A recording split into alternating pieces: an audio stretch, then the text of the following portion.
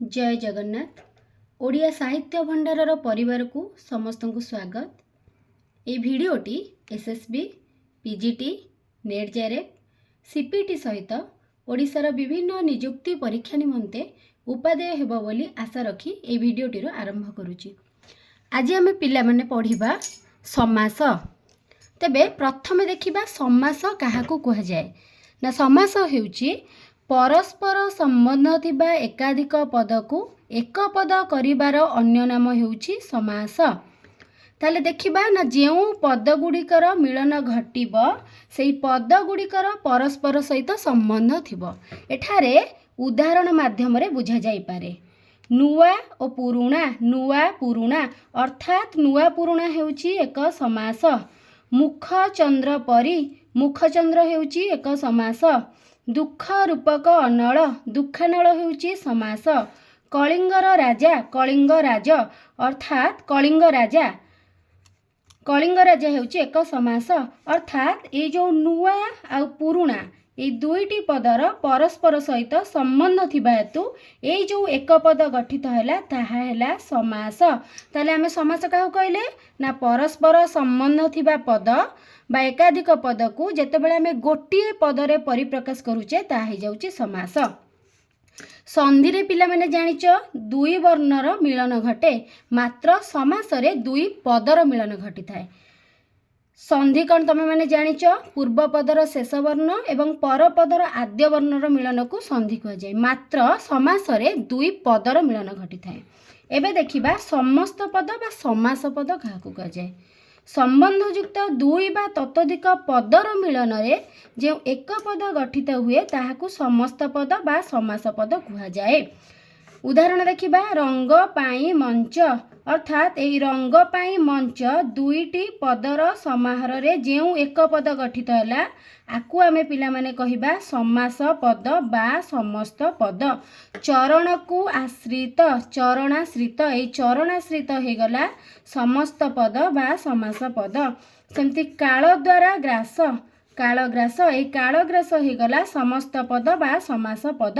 अर्थात समास को ही समस्त पद बा समास पद बोली कहा जाए। अर्थात संबंध युक्त दुई बा ततोधिक पदर मिलन रे जेउ एक पद गठित हुए ताहाकू समस्त पद बा समास पद कहा जाए। अर्थात ए जो रंगमंच हैला, रंगमंच हैला समस्त पद बा समास पद। अर्थात समास को ही समस्त पद बा समास पद कहा जाए। एबे पिला माने देखिबा समस्यमान पद। समस्यमान पद क्या कहला ना जेउ जेउ पद मानकर मिलन रे समस्त पद गठित हुए से सबु पद गुड़ी को समस्यमान पद कहा जाए। आमे ऊपर पढ़िले समस्यमान पद को गुड़ाक ना समास पद को आमे कहले समस्त पद बा समास पद। सीए कहूची समस्यमान पद होची जेउ जेउ पदर मिलन रे एक पद गठित हुए से पद गुड़ी होची समस्यमान पद। उदाहरण देखिबा चोर को भय। आमे एठी समस्त जानिचे चोर भय होची कोन ना समस्त पद बा समास पद। सी कहला जेउ जेउ पदर मिलन रे एक पद गठित हुए एटा है एक पद। तो माने चोर को भय ए दुईटी पदर मिश्रण रे चोर भय सृष्टि है। ता माने चोर को होची समस्यमान पद एवं भयटी होची मध्य समस्यमान पद। सेमती आमे द्वितीय उदाहरण देखिबा शोकरे आकुल। शोकाकुल हेउची समस्त पद बा समास पद एवं शोकरे आकुल ए जो दुईटी पद रहिला ए गुडिका होची समस्यमान पद। सेमती रजांकर घर, रजा घर, रजांकर हैला समस्यमान पद एवं घरे होची समस्यमान पद। एबे देखिबा पिला माने समासर प्रकार भेद। समास को साधारणतः 6 भागरे विभक्त करा जायछि। 1 रे तत्पुरुष समास, 2 रे कर्मधारय समास, 3 रे दिगु समास, 4 रे द्वंद्व समास, 5 रे बहुब्री समास एवं 6 रे अवयभाव समास। ताले आमे समासर प्रकार भेद रे कोन जानिले ना समास को 6 भागरे विभक्त रहैछि यथा तत्पुरुष, कर्मधारय, दिगु, द्वंद्व, बहुब्री एवं अवयभाव समास। एबे आमे देखिबा तत्पुरुष समास काहाकू कुहाଯାए। ताहले से कहूची जेउ समासरे प्रथमा विभक्ति भिन्न जेकोसी विभक्ति चिन्हर लोप घटिले तत्पुरुष समास होइथाए। प्रथमे पिला माने देखिबा विभक्ति कौन ना विभक्ति को जानिले आमे देखिबा केउ विभक्तिर चिन्ह लोप होइची। से कहूची प्रथमा विभक्ति को छाड़ी देले आउ जेकोसी विभक्ति चिन्ह लोप हेले सेइठी हबो तत्पुरुष समास। तेबे विभक्ति होउची गोटे चिन्ह बा संकेत बा वर्ण जहा द्वारा वाक्य थिबा कारक एवं वचन संपर्क रे सूचना मिले। आमे जानिचे 7 प्रकार विभक्ति अछि बा विभक्ति 7 भागरे विभक्त यथा प्रथमा विभक्ति को 7 भागरे विभक्त करले कोन ना प्रथमा द्वितीया तृतीया चतुर्थी पंचमी षष्ठी एवं शेषटी होउची सप्तमी विभक्ति। ताहले विभक्ति केते भागरे होला 7 भागरे प्रथमा द्वितीया तृतीया चतुर्थी पंचमी षष्ठी एवं सप्तमी। आमे कहिले प्रथमा विभक्ति भिन्न जे कोनोसी विभक्ति चिन्हर लोप घटिले ताले प्रथम विभक्तिर चिन्ह कोन ना टी टाए गुड़िए गुड़ाक। द्वितीय विभक्तिर चिन्ह होउची कु कु मानंकु। तृतीय विभक्ति होउची रे द्वारा मानंक द्वारा। चतुर्थी विभक्तिर चिन्ह होउची कोन कु कु मानंकु। पंचमी विभक्ति चिन्ह होउची कोन रु ठारू मानंक ठारू। षष्ठी विभक्तिर चिन्ह कोन र कर मानंकर। सप्तमी विभक्ति चिन्ह होउची कोन रे ठारे मानंक ठारे। अर्थात एई प्रथमा विभक्ति को छाड़ी देले द्वितीय तृतीय चतुर्थी पंचमी षष्ठी सप्तमी एई जो विभक्ति एई जे कोनोसी विभक्ति चिन्हर जदि लोप घटिबो ताहले सेइडी जानिबा पिला माने हमें तत्पुरुष समास हबो। ताहले तत्पुरुष समास रे केउठी विभक्ति चिन्हर लोप हबो सबु बेले पिला माने रखिथिबो मने रखिथिबो पूर्व पदरे सब बेले विभक्ति चिन्ह लोप हबो। देखो एठी देखिबा जदि उदाहरण बाघ को भय बाघ को होउची समस्यमान पद भय होउची समस्यमान पद एवं बाघ भय होउची समास पद। तेबे ए जो बाघ को आ भय एथिरे परपद किए पूर्वपद किए ना पूर्वपद होउची बाघ को एवं परपद होउची भय। अर्थात ए पूर्वपद रे कु जो थिला देख एटी जेतेले समास पद गठित होउची एटी कुटा लोप हैला अर्थात एटी द्वितीय विभक्ति चिन्ह लोप हैला तेणु एठारे हैला तत्पुरुष समास। सेमति आमे देखिबा कळ द्वारा कुटा द्वाराटा होची पिला माने को विभक्तिर चिन्ह ना देख तृतीय विभक्तिर चिन्ह एठी लिखिची तेणु एठी द्वारा पळैला एठी हे गला कळ कुटा तेणु एटा हे गला तृतीय तत्पुरुष। सेमति धन पाई लोभ एठी पाई रो विलोप घटिला तमे माने कहबा एठी चतुर्थी विभक्तिर चिन्ह तो कुंकु मानंकु एठी काहेकि पाई रो विलोप घटिला। जेतेबेले पिला माने विभक्ति पढ़िबो सेतेबेले जानिबो नमस्कार अर्थ विभक्ति विभक्ति निमित्त अर्थ विभक्ति तेणु विभिन्न कारण पाई चतुर्थी विभक्ति होता है सेमती पाई पाई मध्य चतुर्थी विभक्ति होता है एवं एठारे पाई जो चिन्ह रहिला तार लोप घटिला। सेमती पथरु भ्रष्ट रु ठारू मानक ठारू कोई विभक्तिर चिन्ह पंचमी विभक्ति चिन्ह तेणु एटी रु शब्दर कौन है ना विलोप घटिला एटी हे गला पिला माने तत्पुरुष समास। सेमती गति र विधि र जो रहिला र देख षष्ठी होची कर मानंकर ए जो रस जो विभक्ति चिन्हर लोप घटिला सेति पई हैला एटी षष्ठी तत्पुरुष। सेमती देखिबा सागर रे स्नान एटी रे रहिला एटी रे जो विभक्ति रहिला एठी लोप घटिला तेणु एठी हैला पिला माने तत्पुरुष समास। एठी मनरे निश्चय प्रश्न आसुथिबो केउठी द्वितीय विभक्ति हेबो एवं केउठी सप्तमी केउठी द्वितीय विभक्ति हेबो एवं केउठी चतुर्थी विभक्ति हेबो एवं केउठारे तृतीय विभक्ति हेबो एवं केउठारे सप्तमी विभक्ति हेबो। जेतेबेले विभक्ति संपर्क रे आलोचना करिवि सेतेबेले ए संपर्क रे मु विशद भाबरे कहिवि। एबे देखिबा पिला माने तत्पुरुष समासर प्रकार भेद। तत्पुरुष समास को 8 भाग में विभक्त करागला। केमती ना विभक्ति को लेकिन यह 6 भाग में विभक्त, जमती कि द्वितीय तत्पुरुष, तृतीय तत्पुरुष, चतुर्थी तत्पुरुष, पंचमी तत्पुरुष, षष्ठी तत्पुरुष, सप्तमी तत्पुरुष एवं तत्सहित नंच तत्पुरुष एवं उपपद तत्पुरुष मध्य এই तत्पुरुष समासर प्रकार भेदर अंतर्गत। तेबे आमे जानिले तत्पुरुष समास को केते रे तरैछि ना 8 भाग रे। 1 रे द्वितीय तत्पुरुष, 2 रे तृतीय तत्पुरुष, 3 रे चतुर्थी तत्पुरुष, 4 रे पंचमी तत्पुरुष, 5 रे षष्ठी तत्पुरुष, 6 रे सप्तमी तत्पुरुष, 7 रे नंच तत्पुरुष एवं 8 रे उपपद तत्पुरुष। एबे तत्पुरुष संपर्क रे विशद भाव रे एबे पढ़िबा।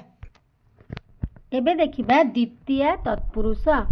सी कहूची पूर्व पदरे थिबा द्वितीय विभक्तिर लोप घटिले द्वितीय तत्पुरुष हुए। अर्थात द्वितीय विभक्तिर चिन्ह कौन कहितली पिला माने कुं कु मानंकु, सेई कुं कु मानंकु विभक्ति जदि लोप हैला ताले द्वितीय तत्पुरुष हबो। एठारे गोटे उदाहरण देखिबा। मन कु छुआ, देख एठी कु अछि, एठी कु नाही। अर्थात पूर्व पदरे द्वितीय विभक्तिर लोप घटिला जेतेबेले ताहा समास पद हेगला। सेमती माछ कु धरा, माछ धरा द्वितीय विभक्तिर चिन्ह लोप हैला। एवं धन कु प्राप्ति, धन प्राप्ति कु द्वितीय विभक्तिर चिन्हटी जो लोप हैला। सेमती सभा कु आगत, सभागत द्वितीय विभक्ति चिन्हटीर लोप घटिला। तेणु एठी पिला मान हैला द्वितीय तत्पुरुष। अर्थात जोठी द्वितीय विभक्तिर लोप घटिबो सेठी हबो पिला माने द्वितीय तत्पुरुष। एबे जिबा तृतीय तत्पुरुष को। सेमती जेउठी तृतीय विभक्तिर लोप घटिबो सेठी तृतीय तत्पुरुष हबो। जेमती कि तृतीय विभक्तिर चिन्ह कोन कहितली रे द्वारा मानंक द्वारा। से कहूची सर द्वारा आघात, सराघात एटी द्वारा कटिगला। सेमती बेत द्वारा बुणा, बेत बुणा द्वारा कटिगला। मेघरे आच्छन्न मु कहितली रे द्वारा मानंक द्वारा, देख एटी रे अछि एटी रे नाही, तेणु एठी हेगला तृतीय तत्पुरुष। सेमती बात्या द्वारा विपन्न, बात्या विपन्न एटी द्वारा कटिगला। तमने एई गुडाक पिला माने हैला तृतीय तत्पुरुष। तमे खाली विभक्ति चिन्ह गुडाक देखिबो, जेउ विभक्ति चिन्ह लोप हेतिबो सेई तत्पुरुष हबो। एबे देखिबा पिला माने चतुर्थी तत्पुरुष।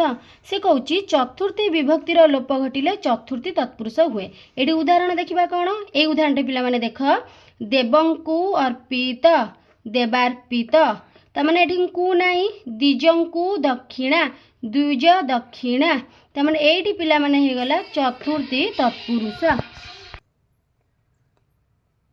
एबे देखिबा पंचमी तत्पुरुष।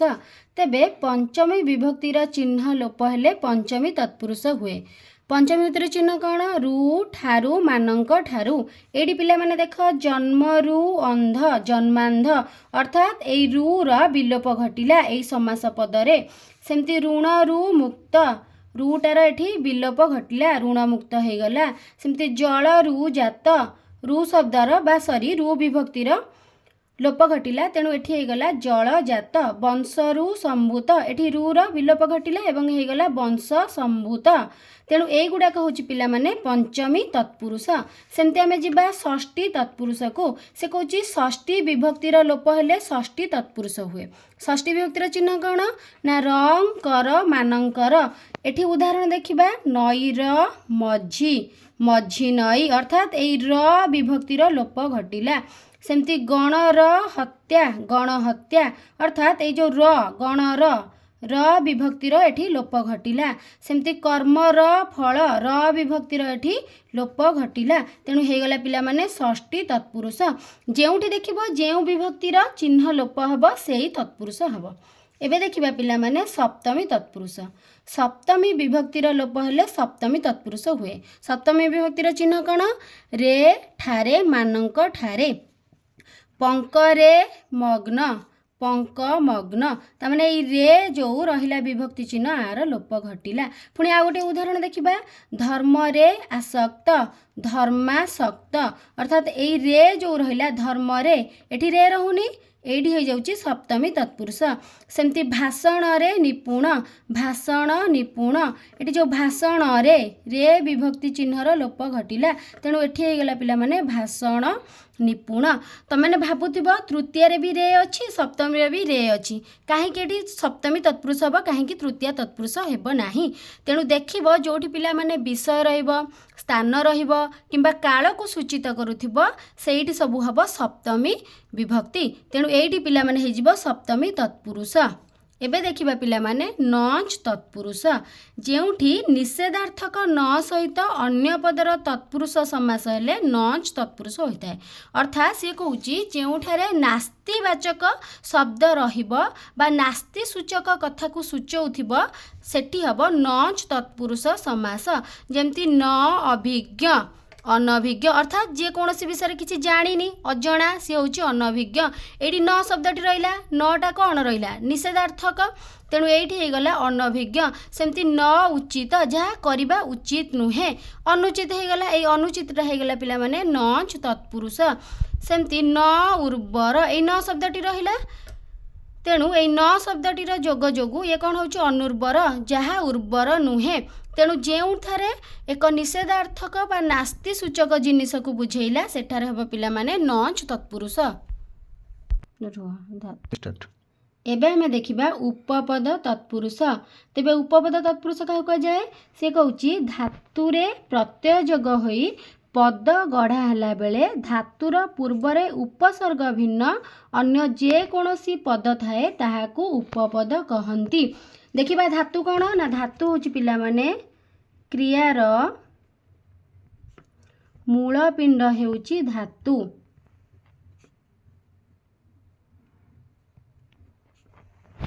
एठारे गोटे उदाहरण देखिबा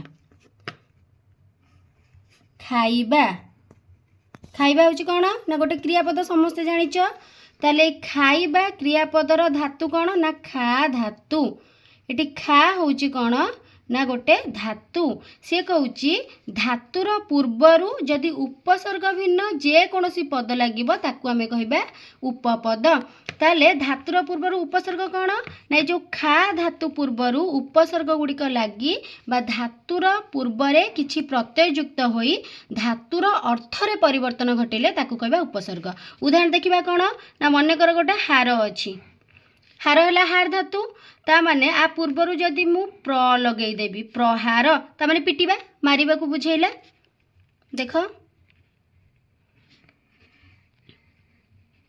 सेमती मनेकर जय अछि जी धातु ता पूर्वर मु परा उपसर्ग लगे देली ए जो परा पूर्व प्रत्ययटी लगे देली ये कौन जय थिला जय माने विजय पराजय माने एठी हारिबा को बुझेला ता माने एई गोटा हे गला पिला माने उपसर्ग एई परा प्र अप नि एमिति करी 20टी उपसर्ग रहिछि।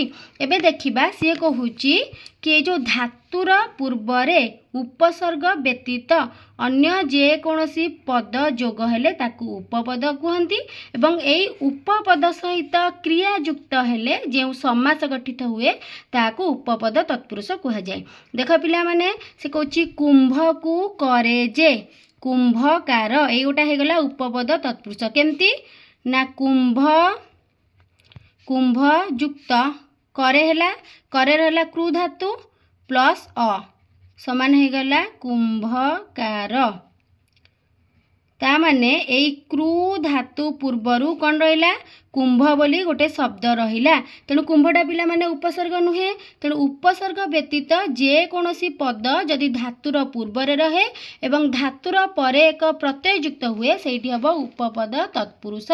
सेमती द्वितीय उदाहरण देखिबा मिथ्या कहे जे कहे कह धातु आसीगला तेणु धातुर पूर्वरु कौन रहिला मिथ्या रहिला तेणु एठी हे गला मिथ्यावादी ये हे गला उपपद तत्पुरुष।